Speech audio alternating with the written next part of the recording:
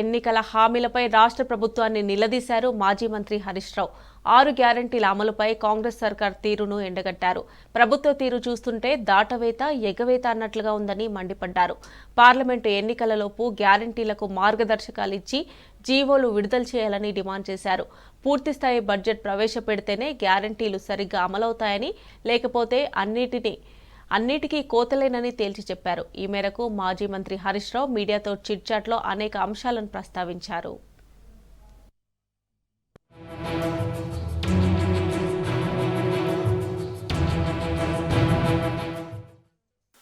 6 గ్యారంటీలకు సంబంధించి ప్రభుత్వ తీరుని ఎండగట్టారు మాజీ మంత్రి హరీష్ రావు. మీడియాతో చిట్చాట్లో ఆయన అనేక అంశాలను ప్రస్తావించారు.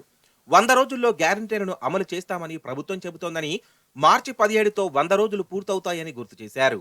రైతు బంధు ఇంకా రాలేదని ప్రజల నుంచి ఫిర్యాదులు వస్తున్నాయని అన్నారు.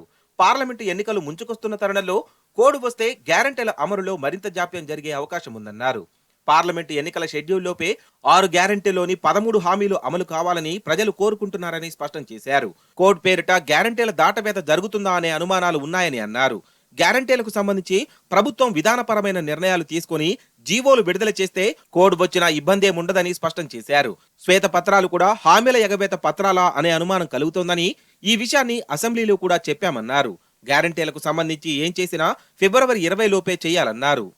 ప్రభుత్వం ఓటాన్ అకౌంట్ బడ్జెట్ పెట్టే ఆలోచనలో ఉన్నట్లు తెలుస్తోందన్నారు హరీష్ రావు. ప్రభుత్వం పూర్తిస్థాయి బడ్జెట్ పెడితేనే హామీల అమలు సాధ్యపడుతుందన్నారు. పూర్తిస్థాయి బడ్జెట్ పెట్టకపోతే అన్నిటికీ కోతలు తప్పవన్నారు. మరో కీలకమైన హామీ రైతులు పండించిన ధాన్యానికి బోనస్ ప్రకటించడమని గుర్తు చేశారు. ఈ ఖరీఫ్ లో ఎలాగో బోనస్ ఇవ్వలేదన్నారు. యాసంగి పంట కూడా పార్లమెంటు ఎన్నికల సమయంలోనే వస్తుందని, యాసంగి పంటకు బోనస్ పై ప్రభుత్వం ఇప్పుడే విధానపరమైన నిర్ణయం తీసుకోకపోతే రైతులు నష్టపోతారని స్పష్టం చేశారు.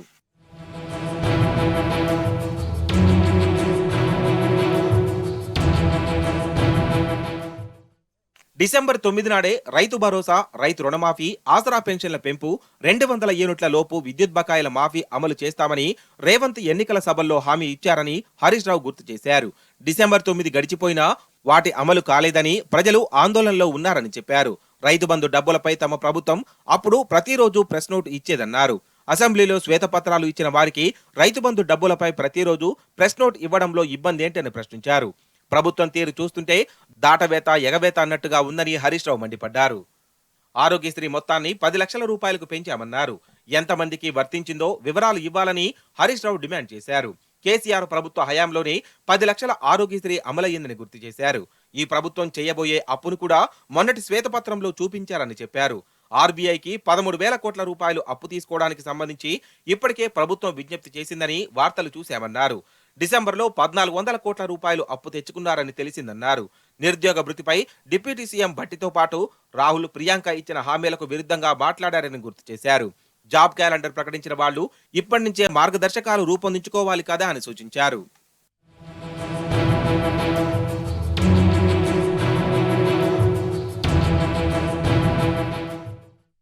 గ్యారంటీలు ఇచ్చినప్పుడు బడ్జెట్ గురించి కాంగ్రెస్ వాళ్లకు అవగాహన లేదా అని ప్రశ్నించారు హరీష్ రావు.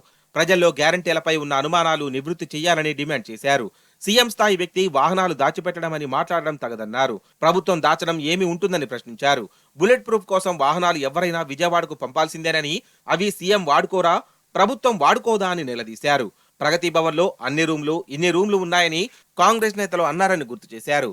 ఇప్పుడు డిప్యూటీ సీఎం ప్రగతి భవన్ లో ఉంటున్నారు కదా, వారు ఇప్పుడు చెప్పాలి ఎన్ని రూములు ఉన్నాయని స్పష్టం చేశారు.